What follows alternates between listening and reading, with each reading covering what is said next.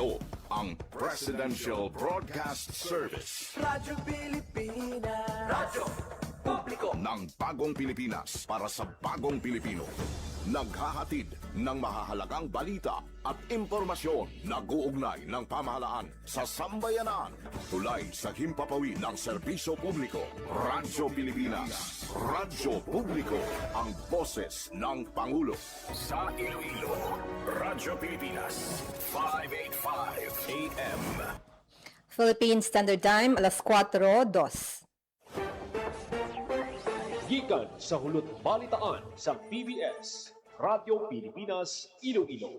Gintipon sang bugos nga puwersa sa News and Public Affairs Division, mga pagsaysay sa mga hitabo o aksyon, mga bananawan, kag desisyon, mga hibubunon sa apektuhan nga sektor, mga dalagpo nga balita diri sa Iloilo, kag iban nga bahin sang Kabisayan nagkatungdan, mga balita nga natipon sa sulod sang nagligad nga 24 oras. Inyo mabatian sa Headliners Was. Kagkaroon, yari ang inyo PBS News Team.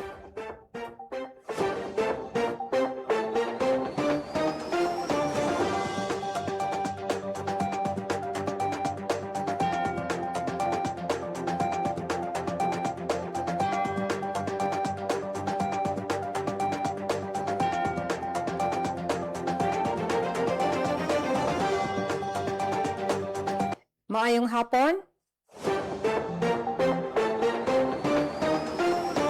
Yari ang mga headliners buwas sa gitipon sa hulot balitaan sang DYLL Radyo Pilipinas Iloilo subong nga Biyernes, June 19, 2026.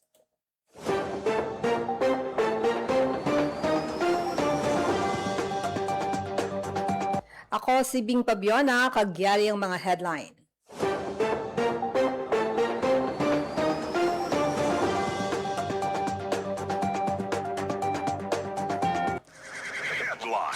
Presidente Ferdinand R. Marcos Jr. ginanonsyo ang pagpabakod sang pila ka importante nga dokumento nga magaserbe nga pagbinuligay sang ASEAN-Russia. ASEAN-Russia Commemorative Summit nangin produktibo.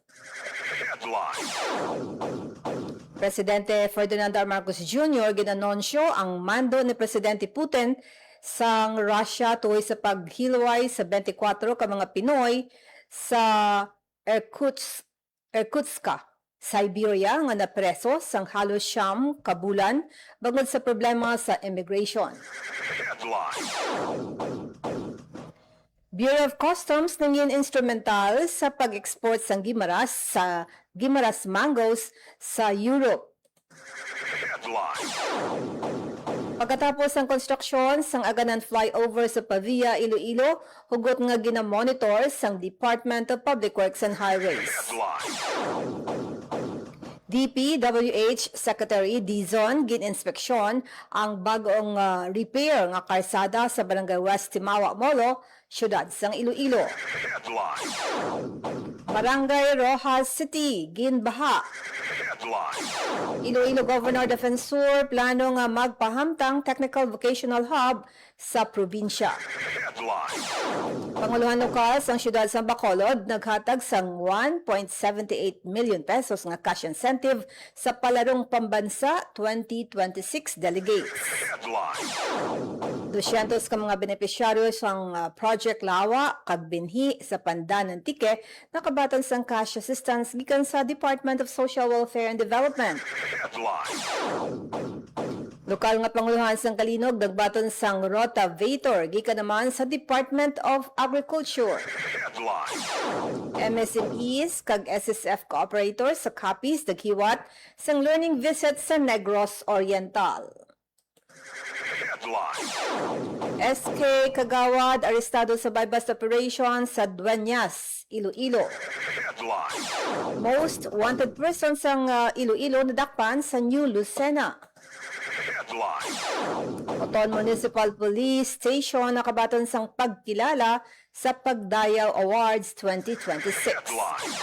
LGU Baratok Viejo nagpalabot simpatiya kag bulig sa pamilya Baterbonia.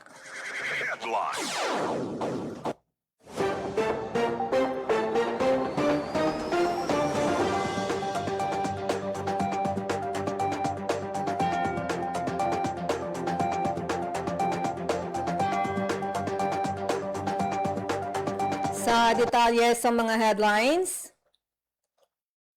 ginanunsyo ni Presidente Ferdinand R. Marcos Jr. ang ginhimo nga pagpabakod sang pila ka mga importante nga dokumento nga magaserbe giya sa pagbiniligay sang ASEAN kag Russia. Nalakip sa mga dokumento nga sambit ni Presidente Marcos ang Kazan Declaration 2026, ASEAN-Russian Federation, Unity in Diversity, 35 Years Together, ang ASEAN-Russia Comprehensive Plan of Action para sa 2026-2030, kag ang Joint Statement and Concept Paper on Cultural Cooperation, kag Joint Statement and Concept Paper on Energy Cooperation. Radyo Pilipinas. Radyo Pilipinas News. Nangin produktibo naman ang ASEAN-Russia Commemorative Summit kag nangin makahulugan sunod kay Presidente Ferdinand R. Marcos Jr.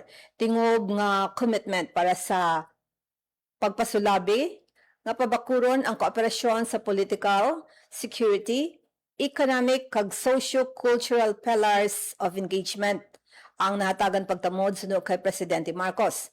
Nangin bayluhanay sa pananawan ang tuhoy sa nanway-tuhay nga patag sa pagpabilin sang kalinong, pagpalapad sang trade and investment, kag iban pa. Samtang, ginanunsyo ni Presidente Ferdinand R. Marcos Jr. ang nangin mando ni Russian President Vladimir Putin tuhoy sa paghilway sa 24 ka mga Filipino sa Siberia o kon Irkutsk, Siberia nga napreso halos 9 ka bulan bangod sa problema sa immigration. Ginhimo sang presidente ang pag-anunsyo sa kapihan with media kung sa diin nabuksan ang nanabitan nga issue sa ila bilateral meeting ni Presidente Putin. Suno kay Presidente Marcos, ginkakibot sang Russian President ang sitwasyon sa 24 ka Pinoy kag nagagwa nga wala niya mahibaluan ang kahimtangan sa mga Pilipino nga napreso. Nahibaluan man nga wala sang kaso nga ginpasaka batok sa mga Pinoy apang nagapabilin sila nga yara sa sulod sang presuhan sa sulod sang 9 ka bulan. Nagpromisa naman si Putin nga magapangita sang pamaagi agud sulbaron ang sitwasyon sa mga Pinoy. Kag sang gala reception, naghambal si Putin nga nakita na nila kung ano ang sitwasyon. Ginpahayag ni Presidente Marcos nga hilwayo na ang 24 ka mga Filipino pagkatapos nga mahimos ang deportation. Dugang pa sa presidente nga ginhatag sang Russia naghatag sang Russia sang opsyon nga magpabalik kag legal nga makaobra ang 24 ka mga Pinoy sa Russia apang ginpakamaayo sang mga ini nga magpauli na sa Pilipinas. Naka-record sang panibag-o nga milestone ng Bureau of Customs sa pagpanguna ni Commissioner Ariel Nepomuceno matapos nga mapadasig ang pinakauna nga direktiba nga mag-export sang Guimaras Geographical Indication mangoes sang Pilipinas padulong sa Europa paagi sa Port of Iloilo. Ginbugasan ang shipment sang 100 kilo sang premium nga paho nga ginpadala kag natalana nga mag-aagi sa Belgium bago ipanagtag sa mga pungsod Germany, France, Spain kag Netherlands. Gindayaw na ni Nepomuceno ang Port of Iloilo sa pagpanguna ni District Collector Noli Santura Jr. sa maayo nga pagproseso sang kargamento kag pagsunod sa mga pangkalibutan nga pagsunundan sa negosyo. Sunod sa Bureau of Customs, ginapakita sang shipment ang ikasangkol sa mga produktong agrikultural sa Pilipinas nga makapasar sa istrikto nga international standards sa kalidad kag food safety. Kabahin man sa sunod nga tikang sang Port of Iloilo ang plano nga regular nga direkta nga air cargo export route gikan sa Iloilo International Airport padulong sa Hong Kong agud mapasangkad pa ang merkado para sa mga produktong agrikultural sa Western Visayas lakip ang Guimaras mangoes. Ginalauman nga mapabaskog ini sa pangkalibutan nga kompetisyon sa mga lokal nga producer kag mapalapad dugang sa presensya sa mga produktong Pilipino sa international market. Department of Public Works and Highways Secretary Dison inspeksyon ang bag-o nga repair nga karsada sa Barangay West Timawa, Molo, siyudad sang Iloilo. Yari ang report ni Janelle Baclay. Ginbuksan na sa mga motorista ang porsyon sang karsada sa Barangay East Timawa, Molo matapos inigin paidalom sa repair. Personal gin-inspeksyon ni DPWH Secretary Vince Dizon ang proyekto kaupod si Iloilo City Mayor Raisa Treñas. Ginkalipay sang Tiglikom ang madasig nga pagkayo sa karsada nga naglawig lamang sa sulod sang 2 ka bulan matapos madugay ini nga wala matandog kag nagdulot sang problema sa pagutok sang trapiko sa Molo area. Sa karon, makita nga halos kumpleto na ang konstruksyon kag pwede na magamit sang mga motorista. Ginpasalamatan naman ni Mayor Raisa Treñas si Secretary Dizon kasi Presidente Marcos sa madasig nga aksyon sa reklamo sa mga residente sa lugar. Ginpahayag naman ni Secretary Dizon nga ini ang isa ka modelo sang pagbuligay kag koordinasyon sang LGU, DPWH ug national government rason nga napadasig ang konstruksyon sang proyekto. Ginaengganyo man siniya mga Ilonggo nga ipalabot sa ahensya ang anuman nga problema sa mga ginapaobra nga proyekto bangod mismo si Presidente Marcos ang nagmando sa DPWH nga gilayon aksyonan ang mga mahinay nga pag-obra sang proyekto bangod kinamatarong sang pumuluyo nga ini ang gilayon nga magamit kag mapuslan. Para sa Bagong Pilipinas, Janelle Baclay, Radyo Pilipinas, Radyo Publiko. Pagkatapos ng konstruksyon sa Aganan Flyover sa Pavia, Iloilo, hugot nga ginamonitor ni sang Department of Public Works and Highways. Yari ang detalye pod kay Janelle Baclay. Kampante si DPWH Secretary Vince Dizon nga makuman ang konstruksyon sang Aganan Flyover sa Pavia. Santo sa gintalana nga timeline sa interview sa makatapos ang media sa Tiglikom ginpahayag sini nga sige-sige na ang konstruksyon sang Aganan Flyover kag regular ang pagmonitor sang ahensya sa dalagan sang konstruksyon. Matandaan na ginpahayag sini sa iya una nga pag-inspeksyon sa proyekto nga target nga magamit ang half lane sang flyover sa mabot nga bulan sang Disyembre kag fully operational na sa first quarter sang tuig 2027.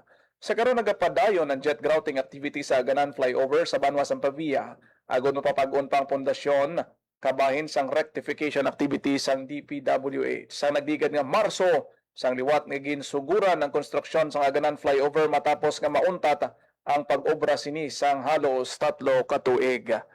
Para sa Bagong Pilipinas, Janelle Baclay, Radyo Pilipinas, Radyo Publiko. Ang bahin sang Datili Street, Barangay Tiza, Rojas City, nagbaha bangod sang pagulan nga nabatyagan sa lugar kaagahon sang June 19 o kainas ng kaagahon sa pihak nga bahin nag-shift naman sa online mode ang junior kag senior high school sa Philomar Christian University sa Rojas City bangod sa malain nga tiyempo. Si Iloilo Governor Arthur Defensor Jr. plano nga magpahamtang sang technical vocational hub sa probinsya sang Iloilo. Yari ang report ni Hope Torrichante. Nagsapol si Iloilo Governor Arthur Defensor Jr. sa mga representatives ng Technical Education and Skills Development Authority o CONTESDA, Department of Education kag mga state universities and colleges, partikular sa University of the Philippines Visayas, West Visayas State University, Iloilo Science and Technology University, Iloilo State University of Fisheries Science and Technology kag Northern Iloilo State University, agud hambalan ang plano nga pagpahamtang sang Technical Vocational Hub sa probinsya. Sa ginaduso nga hub, tudluan kag hanason ng mga senior high school kag college students sa emerging technologies kaangay sang drone development, artificial intelligence kag 3D printing. Ginpangayo sang gobernador ang suporta sa mga SUCs, DepEd kag TESDA sa paghatag sang technical expertise para sa proyekto. Suno kay Defensor, importante ang kolaborasyon sa paghatag sa mga kabataang Ilonggo sang future-ready skills. Para sa Bagong Pilipinas, Hope Trichante, Radyo Pilipinas, Radyo Publiko.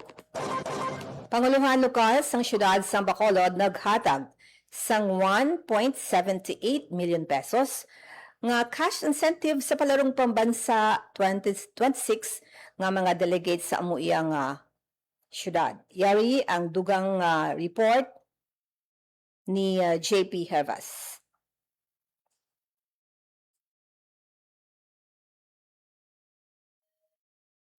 Gatag sa kapin 1.78 milyones pesos nga cash incentive ang Bacolod City Government sa 284 kadligado gikan sa syudad nga nagtiglawa sa Negros Island Region sa Palarong, Pambasa 2026 kag hiniwat sa Agusan del Sur sang Mayo 24 tubtob 31.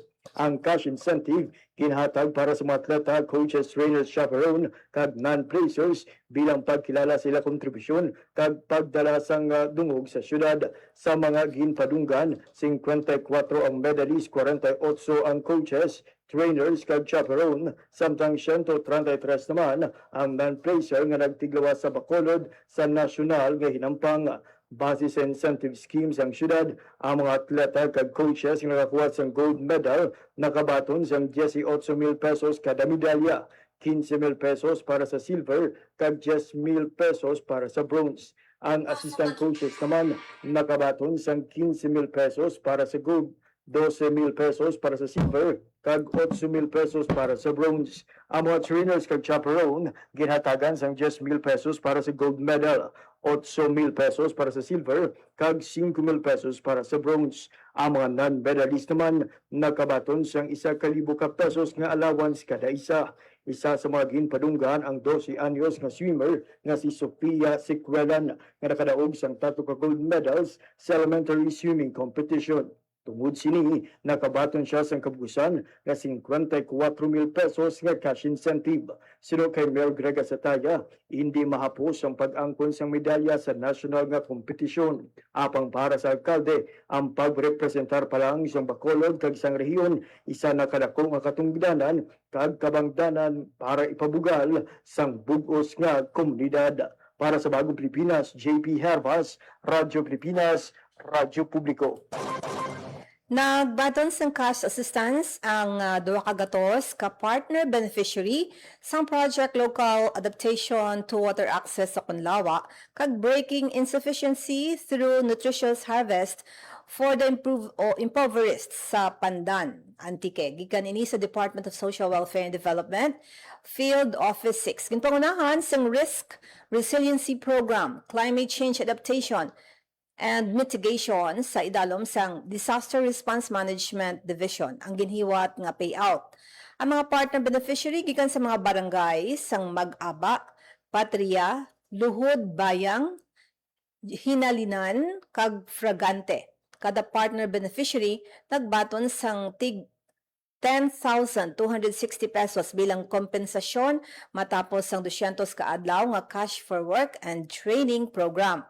Pinaagi sa CFWT ginpaidalom sa ang mga partisipante sa capacity building sessions kag hands-on activities nga nakasentro sa disaster preparedness, climate change adaptation kag sustainable management sa small farm reservoir. Naghiwat sang symbolic turnover sang proyekto pinaagi sa pag-turnover man sang mabolo saplings sa selected partner beneficiaries nga mga representante sang kada barangay. Magluwas sa payout, naghiwat man ang DSWD team sang monitoring kag assessment visits sa community gardens kag SFRs agud i-evaluate ang project outcome, mapasiguro nga mapadayon ang program kag matumod ang dapat i-improve. Yala sa kayawatan sa DRMD Division Chief Luna Moscoso nga nagtiglawas kay DSWD FO6 Regional Director Joselito Estember, Innovations Division Chief Asuncion Santiago kag Project Lawa kag Binhi Regional Focal Person Joy Ann Catherine Salbidia. Lokal nga panguluhan sang Kalinog nagbaton sang rotavator gikan naman iya sa Department of Agriculture. Yaring report ni JP Hervas. Nagbaton sang bag-o nga rotavator ang banwa sang Kalinog gikan sa Department of Agriculture. Ang bago nga makinarya nga ginpaidalom sa pagbendisyon sining karon lang ginalauman magapabaskog sa mga pagtinguha sang banwa padulong sa modernisado kag produktibo nga agrikultura. Ang nasambit nga makinarya magabulig man sa mga manghuma sa pagpreparar sang ila duta, magabuhin sang labor cost kag magapataas ang produksyon. Nagpabutag naman sang pagpasalamat ng kaninog LGU sa Department of Agriculture sa ila padayon nga pagsuporta sa pagpabaskog sa mga manghuma kag paglabot sang food security. Para sa Bagong Pilipinas, JP Hervas, Radyo Pilipinas, Radyo Publiko. Naghiwat ang mga MSMEs kag SSF cooperators sa Capiz naghiwat sang learning visit sa Negros Oriental. Yari ang report ni JP Hervas. Paghiwat sang learning visit ang mga micro, small and medium enterprises o MSMEs nga nagaproseso sang kawayan mga beneficiaryo sang shared service facility kag mga tiglawas ang TESDA kag Dumalag Municipal Government sa Kawayan Collective sa Dawin, Negros Oriental. Sa ila pagbisita, ginlibot sang delegasyon ang mga production facilities sang Kawayan Collective kag ang bamboo farm agud makakuha sang dugang nga ihibalo tuhoy sa pagtanom sang kawayan, pagproseso suni, pagdevelop sa mga produkto kag pagpatuman sa mga pamaagi sa pagdumala sang negosyo. Paagi sa sining aktibidad, natulaan sa mga partisipante ang best practices kag innovative techniques nga ila mahimo magamit sa pagpabakod sa ilatag sa mga handicraft kag negosyo nga nagkabase sa kawayan. Sino sa DTI Capiz, ginapakita sa sining inisyatibo ang padayon nga dedikasyon sa ahensya kag sang mga partner sini sa pagpabaskog sa inobasyon, pagpasanyog sa sustainability kag pagpadako sa industriya sang kawayan sa rehiyon kag sa pungsod. Para sa Bagong Pilipinas, JP Harvas, Radyo Pilipinas, Radyo Publiko. Nagnubo ang kaso sang dengue sa probinsya sang Antique, sandig sa Provincial Health Office sa datos sang PHO halin Enero tubtob Hunyo 15 para sa 230 kunyara sa 230 ang kaso sang dengue, mas manubo pinaanggid sa 1,980 ka kaso sa pareho nga period sang 2025. Magluwas diri ginbalita man sang probinsya nga humalin sang nagsugod ang tuig 2026 wala sang may nabalhag nga dengue-related death sa Antique. Ang Banwa sang Bugasong ang may pinakamataas nga kaso sang dengue sa probinsya. Sini nga tuig nga mayara sang 36. Ginsundan sang Sibalom nga 29 ka kaso, Valderrama may 27, kag Colase may 21 ka kaso. Sa pihak sang pagnubo sang kaso sang dengue sa probinsya, ginpasalig sang provincial government nga nagapadayon ang mga preventive kag response measures batok sa balatian. Ginhingyo ni Governor Paulo Javier ang mga municipal government units nga pasangkaron ng ila dengue prevention efforts. Ilabi na sa subong nga tigululan sa diin mas lapnag ang mosquito-borne diseases. Nag-supply man ang PHO sang insecticides para sa indoor kag outdoor spraying operations sa Kabanwahanan. SK Kagawad arestado sa buy-bust operation sa Dueñas, Iloilo. Yari ang report ni Paul Tarosa. Arestado ang sangguniang kabataan Kagawad sa ginpatigayon nga buy-bust operation sa Baray Kapuling, Dueñas, Iloilo. Ang suspect ginkilala nga si alias Nonoy Juan, 25 anyos kag natigayon nga madakpan matapos ang kapin isa ka bulan nga surveillance. Nakumpiska sa suspect ang 15 grams ang shabu nga may standard drug price nga 102,000 pesos. Ang madinalagon nga operasyon ginpatigayon sang Dueñas Municipal Police Station kag Provincial Drug Enforcement Unit PDEU Team 2. Suno kay Police Regional Office 6 Director Brigadier General Randolph Tuanyo. Ang pagka-aresto sang SK Kagawad isa ka klaro nga paandam sa tanan nga wala sang ginapasino ang kampanya kontra illegal nga droga sang kapulisan, mapa-opisyal ka man o kung anuman ang estado mo sa kabuhi. Sa pagka-aresto sang SK Kagawad, kaso nga paglapas sa Republic Act 9165 o kung ang Comprehensive Dangerous Drugs Act of 2002 ang pag-aatubangon sang suspect. Para sa Bagong Pilipinas, Paul Tarosa, Radyo Pilipinas, Radyo Publiko. Most wanted person sang Iloilo na dakpan sa New Lucena. Yari ang detalye pod kay Paul Tarosa.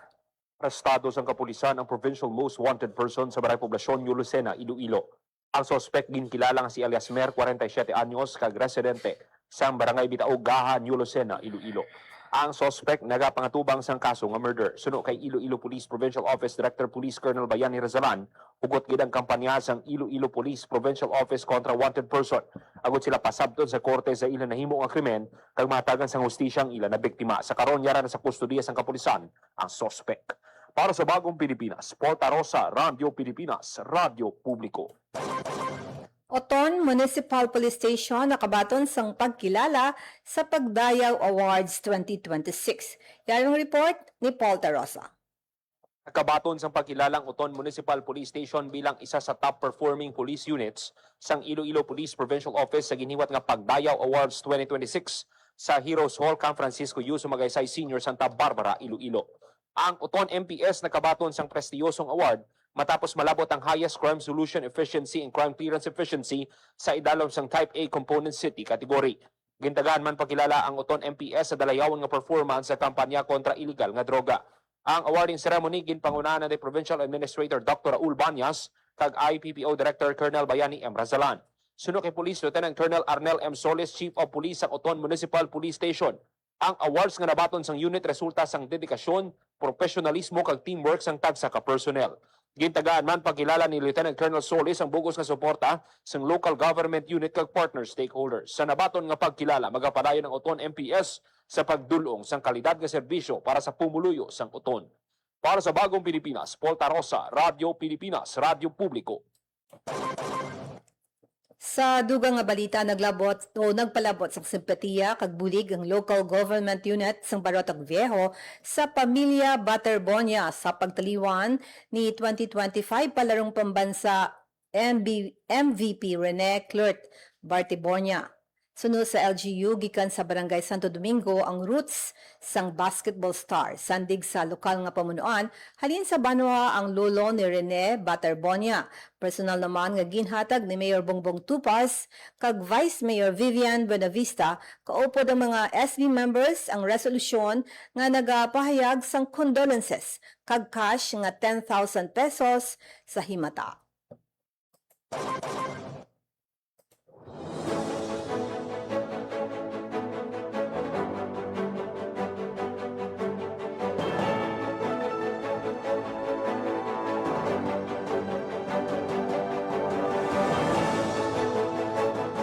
Amayad to ang mga headliners na gitipon sang news team sang DYLL 585 kHz sa lilisuan sang inyong mga radyo sa AM band.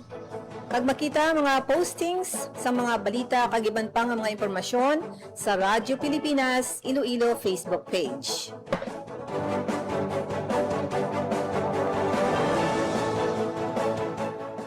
Ako si Bing Pabiona, ang iyong tagbalita, Pilipinas, maayong hapon.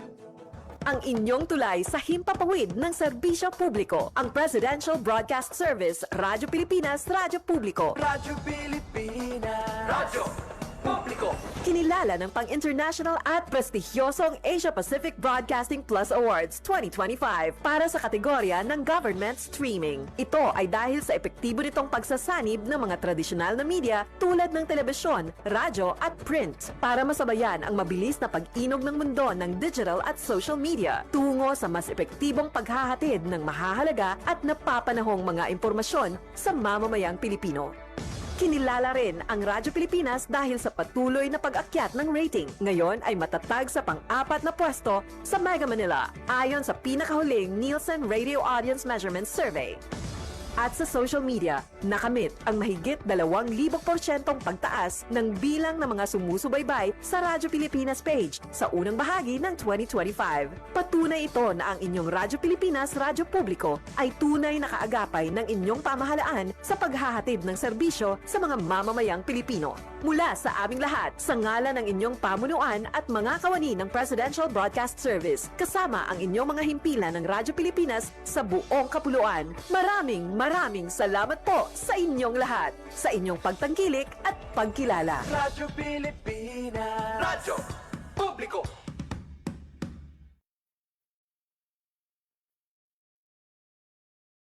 Maging fuel efficient sa wastong pressure ng gulong at pag-set ng thermostat ng